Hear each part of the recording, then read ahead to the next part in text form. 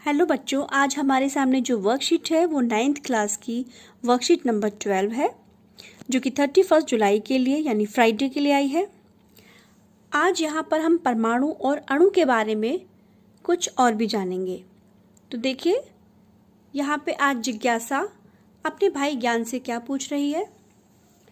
ज्ञान, यदि हम किसी पदार्थ को विभाजित या टुकड़ों में तोड़ते जाएं, तो हमें एक कण प्राप्त होता है और इन्हीं कणों से पदार्थ का निर्माण होता है। क्या तुम बता सकते हो कि वैज्ञानिक तौर पर इन कणों को क्या कहते हैं? पिछली वर्कशीट में हमने जाना था कि इस दुनिया की हर एक चीज़, चाहे वो ठोस पदार्थ है, द्रव पदार्थ है या फिर गैस, छोटे छोटे कणों से मिलकर के बना होता है। इन छोटे कणों को ही हम अणु कहते हैं। यह पदार्थ की मूलभूत इकाई होती है। मूलभूत इकाई से मतलब है कि पदार्थ का वो सबसे छोटा कण जो कि गुणों में बिल्कुल पदार्थ के जैसे होता है। चलिए हम इसे और अच्छे से समझते हैं। जल का एक अणु H2O होता है। इस एक अणु के गुण वही होंगे जो कि एक पूरे ग्लास के जल के होंगे। इन अणुओं का निर्माण और भी सूक्ष्मतम अविभाज्य परमाणुओं से होता है। जब ये इतने छोटे हैं तो हमारा इन्हें जानना क्यों ज़रूरी है?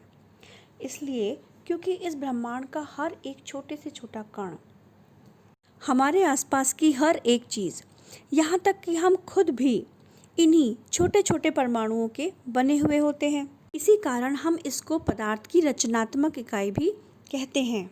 अब जिज्ञासा को ये तो समझ आ गया कि ये हमारे लाइफ में कितने इम्पोर्टेंट हैं और हमें इनको क्यों पढ़ना चाहिए। तो अब आगे वो ये भी जानना चाहती है कि आखिर ये देखने में कितने छोटे होते हैं, हमें ऐसे दिखाई क्यों नहीं देते। तब ज्ञान जिज्ञासा को बताता है कि ये हमारी सोच से भी ज़्यादा छोटे होते हैं। अगर हम किसी सबसे छोटी चीज़ के बारे में सोचें तो हमारे दिमाग में चींटी के बारे में आता है। अगर उसके बाद और भी छोटी चीज़ की कल्पना करें तो चीनी के दाने के बारे में आ सकता है, और उससे भी छोटा, हाँ, रेत का एक कण। क्या कुछ ऐसा भी है जो रेत के कण से भी छोटा है या हमें अपनी आँखों से दिखाई ना देता हो? हाँ, बिल्कुल, वो है माइक्रो ऑर्गेनिज्म, यानी कि सूक्ष्म जीव, जिन्हें कि हम केवल सूक्ष्मदर्शी के मदद से ही देख सकते हैं। लेकिन एटम यानी कि परमाणु इतना छोटा होता है कि हम उसको माइक्रोस्कोप की मदद से भी नहीं देख सकते।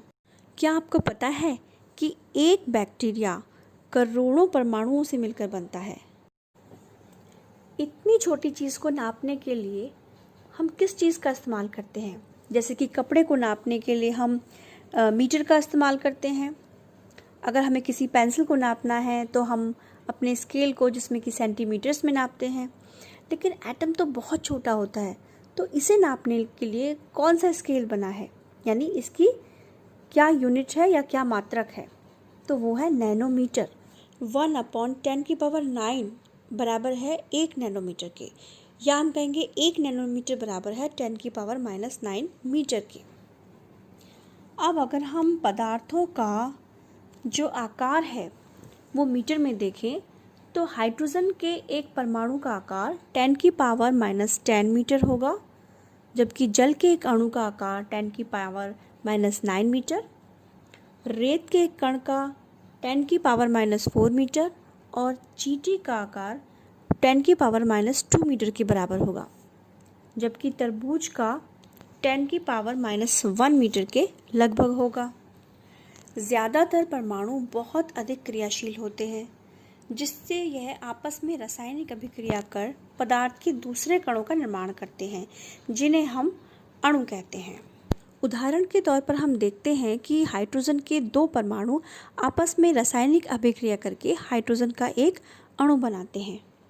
और इसके साथ हम यह भी कह सकते हैं कि परमाणु किसी भी साधारण से पदार्थ का सबसे छोटा भाग है, जो किसी भी रासायनिक अभिक्रिया में भाग ले सकता है, परंतु स्वतंत्र अवस्था में नहीं रह सकता।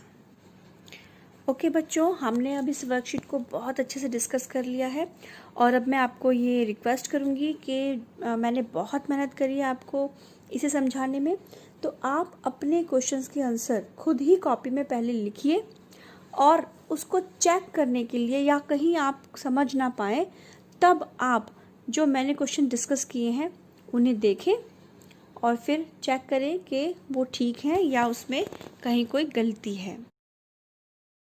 अब नीचे दिए गए कुछ प्रश्नों को भी हम देख लेते हैं। पहला प्रश्न है, परमाणु और अणु क्या होते हैं? उदाहरण सहित समझाइए। मैं समझती हूँ कि इसका आंसर बहुत ही ईजी है और आप बड़े अच्छे से कर पाएंगे। इसके अलावा हम इसके उदाहरण देख सकते हैं कि हाइड्रोजन का जैसे एक परमाणु है उसको H बोलते हैं, ऑक्सीजन के परमाणु को O बोलते हैं। इसी तरह से अगर इनके अणु देखें तो हाइड्रोजन का जो अणु है वो H2, ऑक्सीजन का अणु क्या होगा? O2।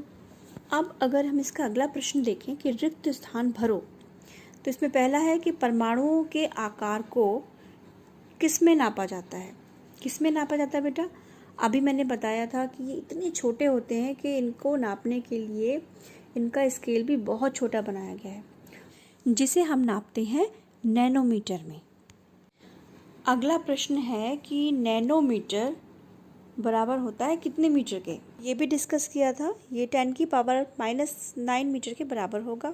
तीसरा रिक्त स्थान है कि जल का अणु बराबर होता है कितने मीटर के? तो ये है 10⁻⁹ मीटर, और दूसरे में आएगा, या फिर अगर नैनोमीटर में देखें तो ये होगा 1 नैनोमीटर के बराबर।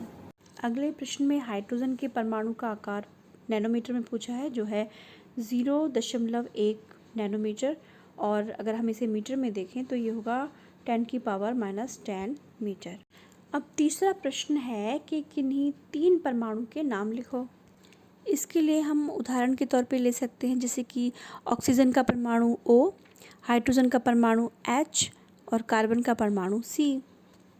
ओके स्टूडेंट्स, आज हमने इस वर्कशीट को बहुत अच्छे से डिस्कस कर लिया है और मैं नहीं समझती कि अब आपको कोई प्रॉब्लम होगी। अगर कोई प्रॉब्लम हो तो प्लीज़ मुझे कमेंट बॉक्स में लिखिए। चलिए, थैंक यू।